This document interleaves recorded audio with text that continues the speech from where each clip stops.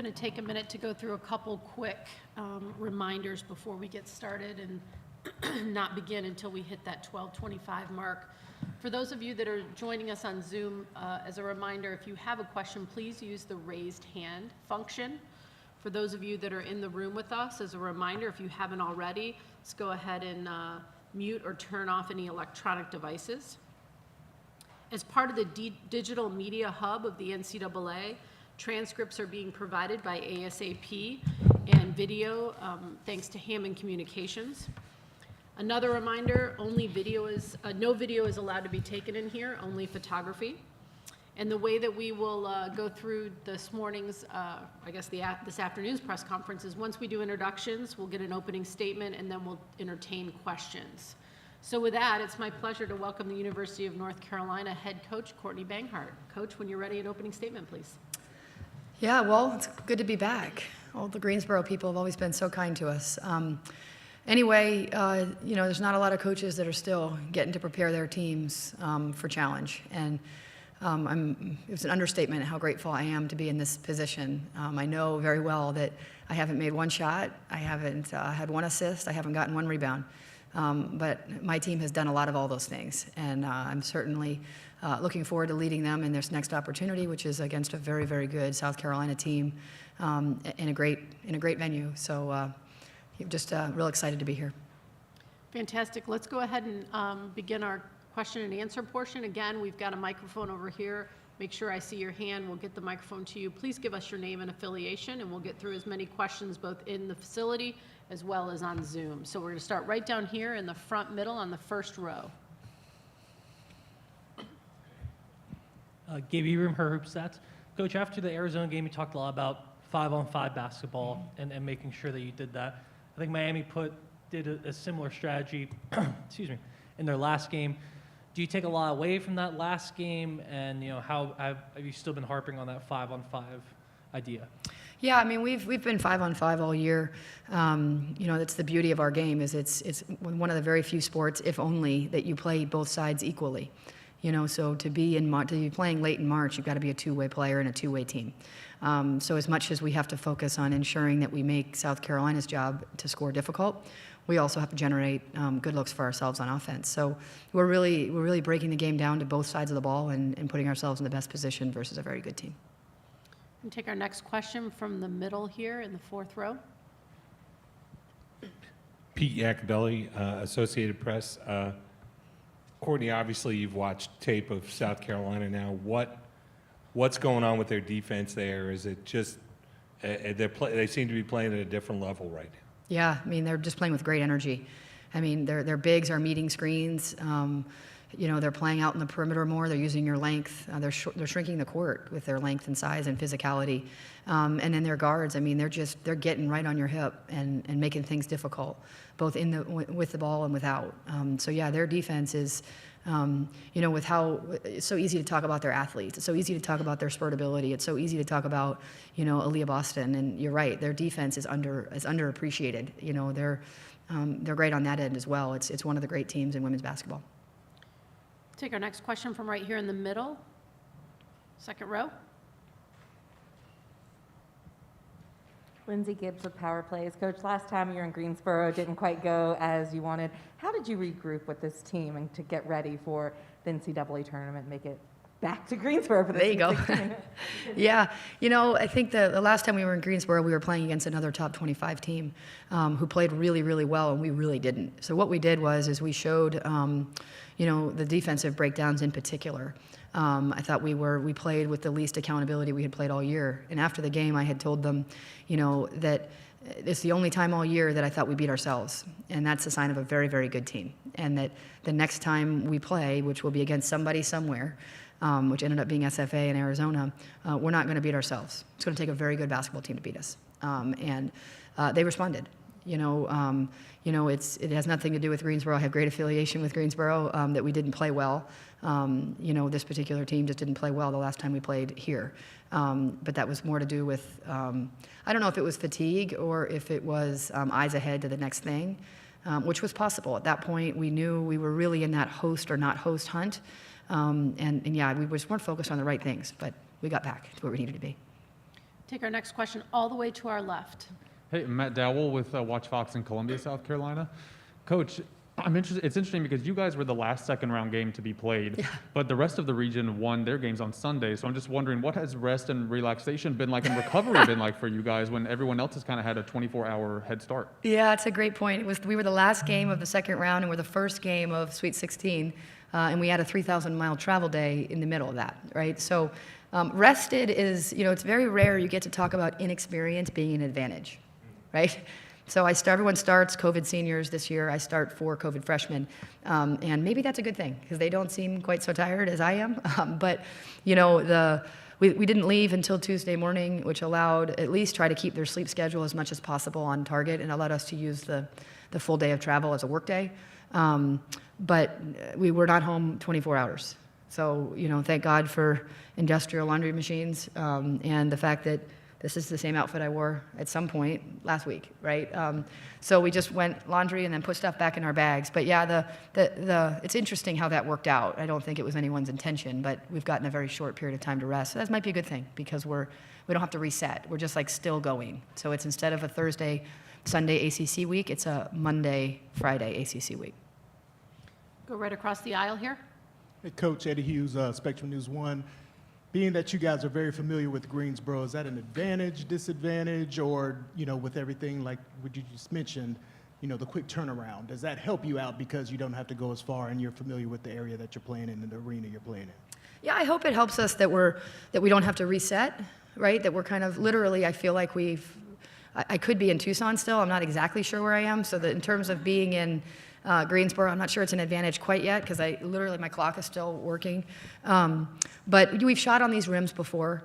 I think it's also just good for women's basketball. You've got 2 giant programs with giant tradition, giant legacy, superstars, that'll be in attendance from alums from both sides. And it's played in Greensboro. You got North Carolina, South Carolina. Like for the basketball purists, you're welcome. It's a really awesome environment for a basketball game. And so whether it's home court advantage or short travel time, this is the stuff you live for. So everything else is a detail. Right here on our second row to our left. Coach, the NCAA has talked a lot about doing more to promote women's athletics, and we've seen some differences with the women's tournament this year. What are your thoughts on that, and is it enough? What's the limit for how they can promote women's athletics, in particular the tournament, the big dance? Yeah, I mean, the things that were low-hanging fruit, they addressed, right? The marketing has been better. The accessibility to see it on TV has been better. The things that could be handled right away, they did some things, right? And it's been noticed and appreciated. And I think our game is at the right. It's very marketable right now. I've given my whole life to women's basketball, and with the 2 Ivy League degrees that I have, there's a lot of people that are still questioning that, my parents included, right? But at the same time, it's the best it's ever been. And so in some way, I'm contributing to what is the game being as healthy as it is, and people are seeing that now. My mom sent me a text that said, I don't know what you've done to me, but I've literally watched women's basketball all day, right? And she didn't come to Tucson. And then Mac Brown, our football coach, sent me almost the exact same text. He was like, I'm obsessed with your team, but now I'm watching the teams you might play, And so just having it on TV and having it more accessible to our fans, people are falling in love, not just with the stars of our game, but with teams. That's the progression. First, okay, you got all these stars. I watch Sue Bird, I watch Stewie, I watch Elena Deladon, I watch Nafi, et cetera. Now people are watching teams, right? The steps that still have to be done, of course, right? Once this TV contract is up, let's make sure we're our own entity, right? The units issue is a big deal. It's a big deal. And people are, I know the other argument, well, it all comes from the same pot. If I'm our athletic director and my university makes more money if my men's team advances, I'm going to be at the men's game. And I'm going to invest more money in the men's program because it's basic mathematics, right? So you get women get a pat on the back. Thanks for doing such a good job, right? But there's no financial incentive for our team to be great, right? So that needs to change. You also can talk about the marketing opportunities. If you have to first give to the men's tournament in order to give to the women's tournament, it's going to look like everybody is really into the men's tournament. Well, there are plenty of companies that would prefer to support women's basketball over just the men's basketball tournament, right? So there are things that will take more time because it's a lot of legal and legislative processes. And I know I give a lot of credit to Craig Robinson on the NABC side, is that they're not resting either. They know that women's basketball is a strength. It's not an appendage, you know. And for as long as I'm sitting in this chair, I will make sure that I continue to contribute to ensure that our product is a strength. Go one row in front. Bob Sutton with the News and Record. Even though you're just an hour away from home, South Carolina tends to bring a circus a little bit sometimes. Do you anticipate that, and how do you think your team will react? Yeah, I think the crowd will be, you know, we're playing for something important, so the crowd will be, it won't be quiet, and it shouldn't be. You know, if you're going to spend this much time doing something, you want to make sure it matters, and there won't be anybody in the Coliseum on Friday at 7 that will realize that this doesn't matter to anybody, right? It matters to everybody. So the Carolina Blue, we probably only had about 100 fans to their 8,000 or 9,000, and our crowd was loud, you know, and so I can only imagine what 10 times that crowd is going to be for Carolina. And then South Carolina, you know, their crowd has woken up. Dawn has forced their crowd to wake up, you know, with all the work that she's done. And so, yeah, there won't be an empty seat, and there will be a lot of headaches leaving that gym for how loud people felt they were supporting their teams. Right here in the middle. Coach, another big change off the court this season, besides, you know, the low-hanging fruit, as you say, is the name, image, and likeness. And I wondered, how did you address that with your players? Did you address that with your players? And kind of what type of guidance did you give them? And I would imagine that maybe they're getting more attention now that they're in the Sweet 16 as well. Yeah, the name, image, and likeness, the biggest thing I think we tried to understand is that the impact, not just the positive, but the potential negative, right? It's such a comparative culture. So if you look around and you compare, that could make you feel less than. So I try to get on ahead of that and talk instead about everybody is marketable in their own way. And we're not all going to look at it and do it the same way. Because if so, then there's going to be someone who's the best at that way, right? And so I think to be thoughtful instead of this is the way. Like Deja Kelly has done a lot through her social media platform. Well, for people that haven't invested so much time in their social media, that's probably not the best way for them to go about it, right? And then I also said, it's sort of like what I tell my freshmen when they arrive. You don't have to drink your first beer in the first week. You don't have to meet your best friend in the first month. You don't have to meet your boyfriend in the first semester. Like, ease into this thing, ease into this thing. And so I think the same thing about, about the NIL. Like, let's ease into what you want your impact to be, and how you want to connect it to your identity. And those conversations are evolving, right? And they're elaborative. So it was a little bit easier in the case of Deja because of her, right now, I think the NLI attached to the marketability of your social media platform, and that's where she's been so impactful. But we have other athletes that are going to be really powerful in their own way and have been, and that's something we're going to sort through. Over here, right in the front. Coach, you mentioned that being young helps you physically. I was wondering, does it help you mentally at all, just like with the crowd noise, like you're not going to come, it feels like your team doesn't come in scared at all. Mm-hmm. Does the youth help with that? I think the great thing about our team is that we're youthful on the scout, right? I always show, like, when we do our personnel scout, it's like, I can't tell you how many times the other team has 4 to 5, like, look at NC State, right? They're all COVID seniors, right? Or they've, as I tell them, some of their rosters are older than I am, it feels like. But our guys have just, I told them that story's been told, we're not going to keep telling it, right? So if you, I was saying this in December to them when we started league play, if you worry about what you're not in life, that's really sad, right? You've got to focus on what you are. And so I don't think my guys feel young. I guess you can ask them. I think instead they feel like they're a really good team that has had to continually prove that. We've lost to 4 teams all year long, 4.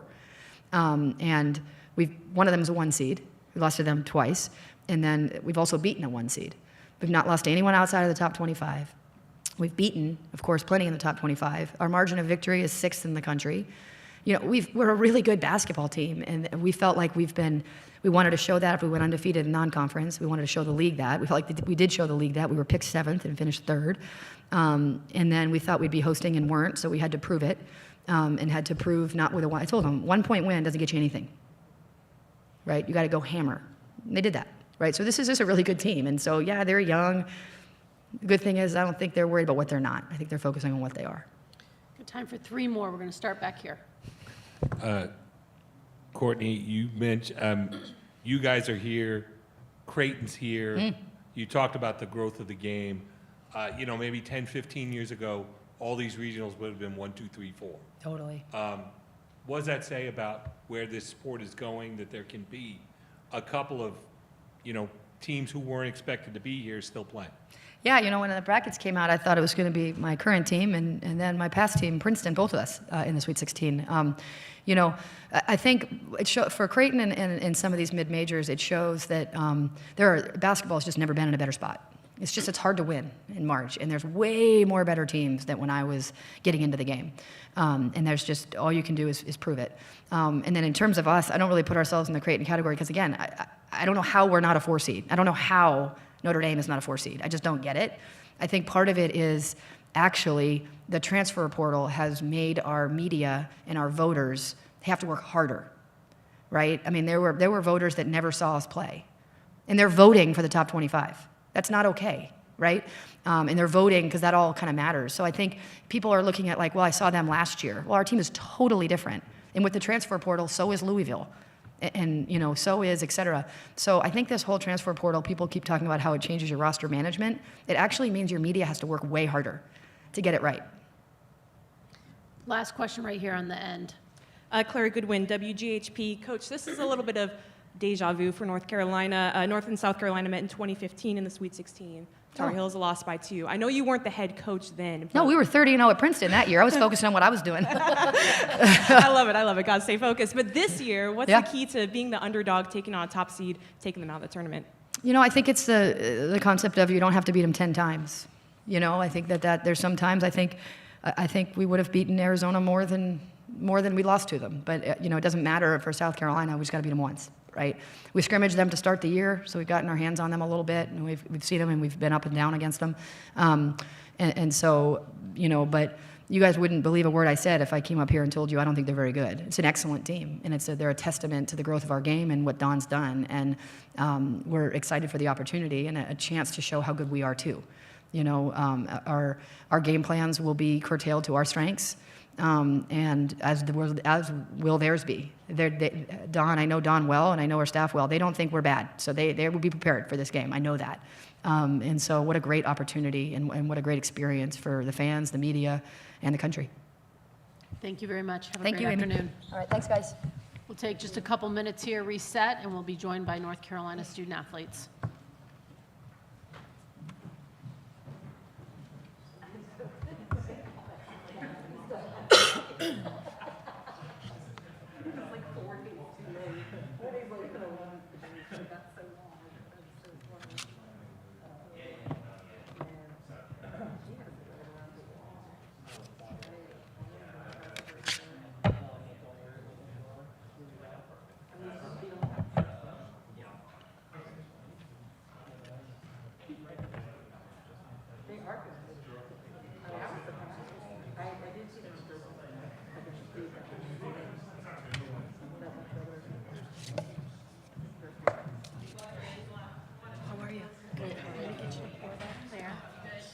Lots of rooms.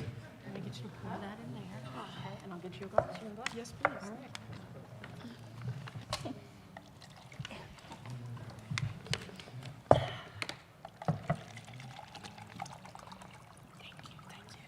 All right. Give me 1 second, ladies. Okay.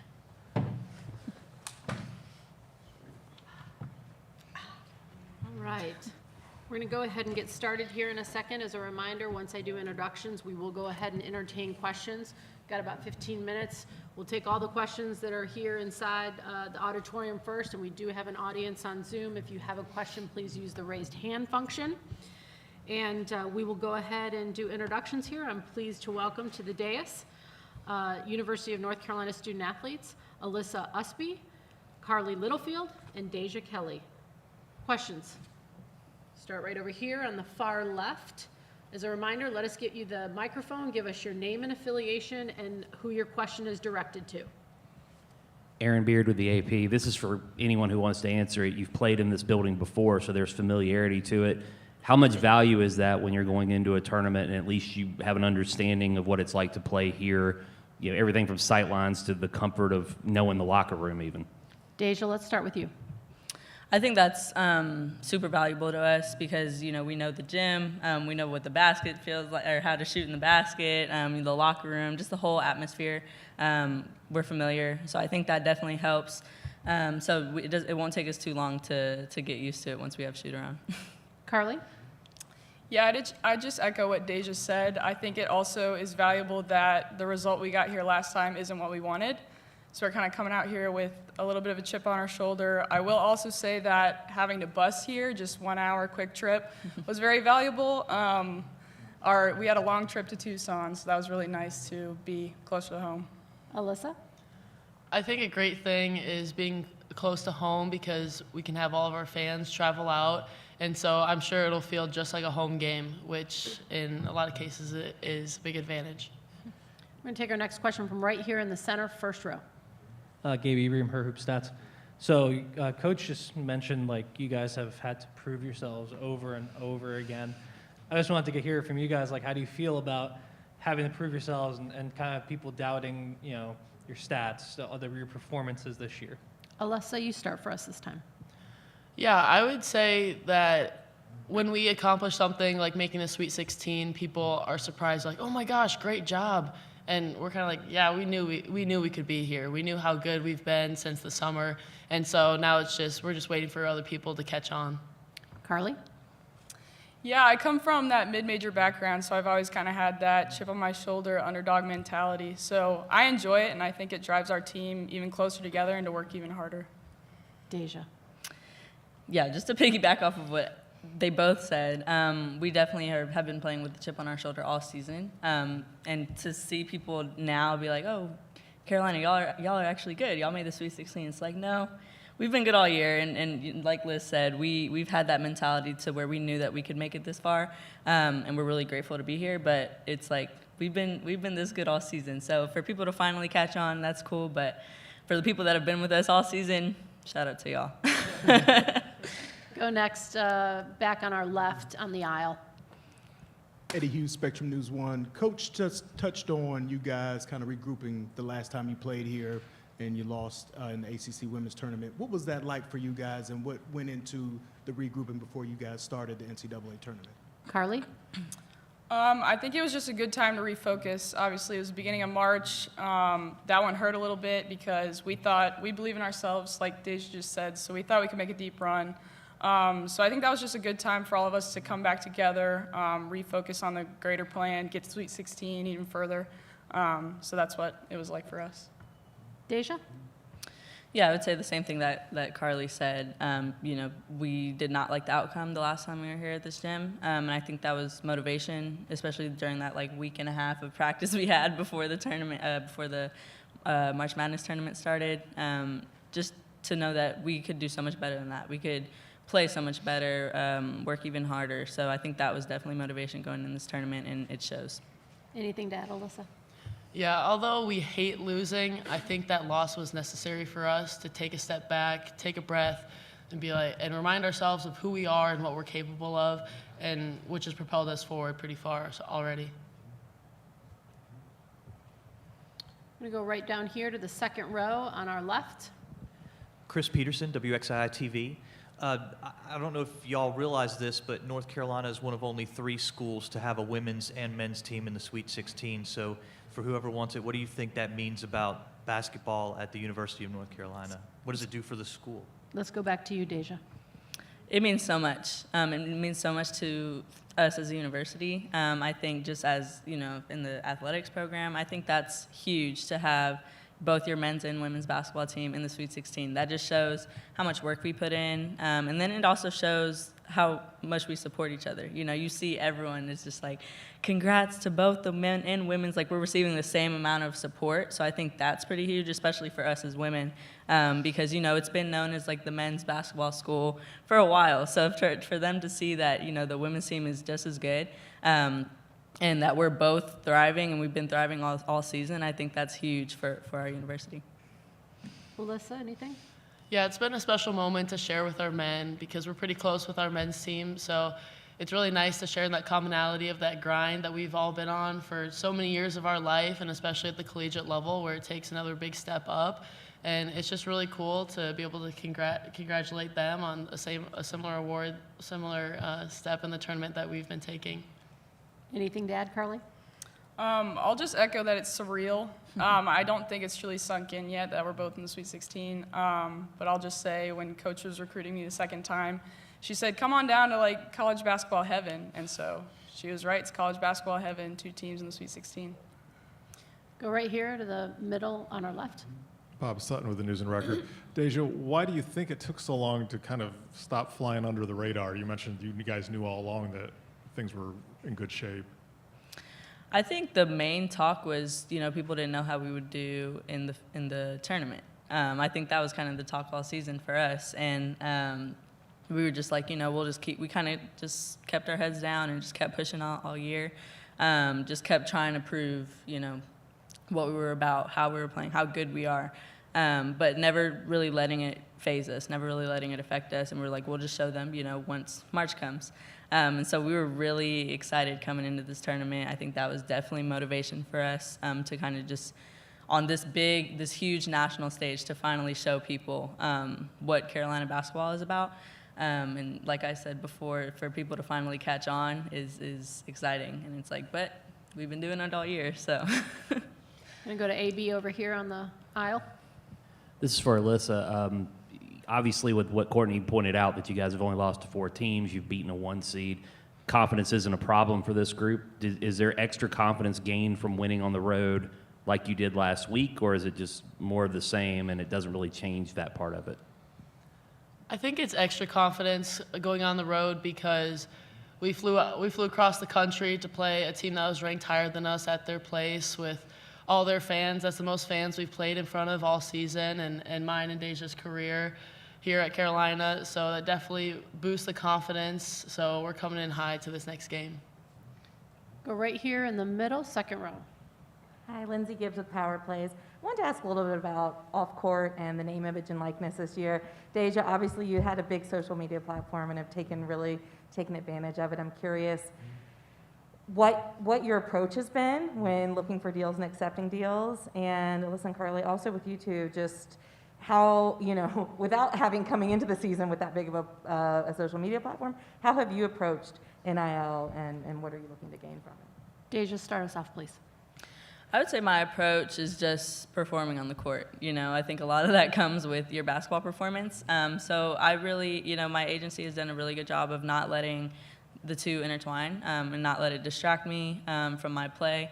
And I've done a really good job as well as kind of separating the two. I know that a lot of the deals come from the basketball side and how I'm performing, but not letting that, kind of distract me or override my focus or anything like that. So I think that my approach has been pretty good all year, and if the deals come, the deals come. Carly, your thoughts? Yeah, I just think NIL is a great opportunity for everyone, and obviously being at such a big brand as Carolina, I've had the opportunity to take advantage of some local deals, and so I just think it's been a great opportunity for all college athletes. And Alyssa. Yeah, I've also been able to take advantage of a few local deals. And I know, and for the rest of our team, we just keep our heads down and keep working. And those NIL deals, like Deja said, will come. And we're just really grateful that this opportunity was opened up to us this year. We're going to take our next question from Zoom, from RL. RL, floor is yours. Hey, Alyssa, I wanted to ask, you've played a good bit of 5 when you've gone to the smaller lineups, and obviously there's a big challenge with Aaliyah Boston. Can you talk about that challenge if you should have to be in that situation tomorrow night? Yeah, I think I've been undersized playing the 4 and 5 position against a lot of our team, against a lot of these matchups we've had this season. And so I'm just going to keep doing what I'm doing, which is just using my speed to get around bigs, boxing out, being more persistent and physical as much as I can, and I don't think any matchup should be a problem. Thanks. We're going to go over to our far left on the aisle, third row. Claire Goodwin, WGHP. This is a team where there really are so many standout players between the 3 of you, Kennedy, just everyone. How important is it to know you have that depth and know you have people you can trust, who can score, who can defend? Let's go ahead and start with Alyssa. Yeah, I think that's one great thing about our team is that we have so many people that can score and contribute big numbers on any night, let alone nights where we all have big scoring days. And so it's very comforting to know that we have threats one through 5 on the court at all times, which opens up a lot for, we open up a lot of things for each other. Carly? Yeah, I think it's really fun because not only can we have depth scoring, but we also have depth on the defensive end. And so when you have 5 that are really bought into defending, it makes offense fun, it makes the game fun. And just as a point guard, having so many threats around me, it's also super fun because I can make a bad pass and they'll make me look good. Tasia? Yeah, I would say it's really exciting to have 5 versatile players on the court at all times. We all can do a little bit of everything, offensively, defensively, facilitating, scoring. I think that's what makes us really special because, like Alyssa said, on any given night, it could be anyone's night as far as scoring, but everyone pitches in their own value. And I think, and it doesn't matter the game, but I think that's what makes us special and that's what makes us run and makes us play so connected. Back to the second row. Chris Peterson, WXII TV. So I've heard a lot of talk here with Coach and you guys about y'all flying under the radar this year. But didn't you start 13-0 and you still feel like teams are overlooking you in spite of the fact that you started 13-0? And when you start 13-0, did you ever feel like you were going to lose a game? Let's go with Carly first. I think the flying under the radar started just at the ACC Media Day when we were picked pretty low down in the league. I think that just also speaks to the strength of the ACC, and so we knew that we were kind of fighting that uphill battle with so many good teams in one conference, and so we had that chip on our shoulder to win some games in conference as well. But yeah, starting off 13-0, we started off hot. It didn't feel like we were going to lose a game. We obviously needed some losses to learn some things, but we ended up winning a lot of games this year. Deja? Yeah, starting off 13-0 was definitely exciting for us, and I think people were still like, oh, I think their excuse was, oh, they're not playing anybody, they haven't played in the ACC yet, and I think that's why we were still kind of being overlooked, even though we were 13-0. So at that point, we were like, okay, from here on out, we're just going to put our heads down, we're going to play how we play, we're going to go out and keep winning some games, and then maybe later they'll catch on, but I don't think we were really, we didn't let that bother us too much because we were like, okay, even though we went 13-0, people are still kind of questioning our ability and how good we are. And I think that with us just putting our head down and just keep playing and keep playing so well like we did, especially in the ACC. Like I said, we finished 4th. They had us listed as finishing 7th. So I think just proving that silently, I think was really good for us. Anything to add, Alyssa? Yeah, I would say that I think flying under the radar helped us a lot this season because we just kept going back to work, like Deja said, keeping our head down, did all the work in the darkness and letting the success shine. So it's been really fun having kind of like those little doubts because then we have that chip on our shoulder and we just keep going back to the gym and keep working harder. We're going to go back to Zoom for another question from RL. Hey, Carly, can you talk about the uncertainty? Obviously, you've asked for a waiver to come back next year, but you really don't know how that's going to work out. And knowing that the next game could be the last of your college career. Yeah, I'm trying to not focus on that uncertainty too much. Tunnel vision, just putting my head down, focusing on the tournament and what I can do to make this team successful. It's obviously hard to have in the back of my mind, but I'm just hoping for the best and playing like it is my last. Thanks. Any other questions for our student athletes? Go back over here to Bob, 4th row in the middle. Did anything happen in the scrimmage with South Carolina that kind of indicated, wow, you're right, they were number 1 in the preseason also, that you're right there with these top teams? Deja? We knew South Carolina is a good team. We know they are. They were really good last year as well, and they have mostly everyone back. So we knew from jump, especially in that scrimmage, that they were a really good team. And that's kind of when we found out that we were as well.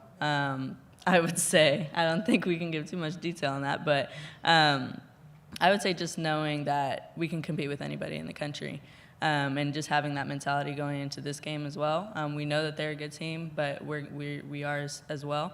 And just having that mindset, I think will do some good for us. Alyssa?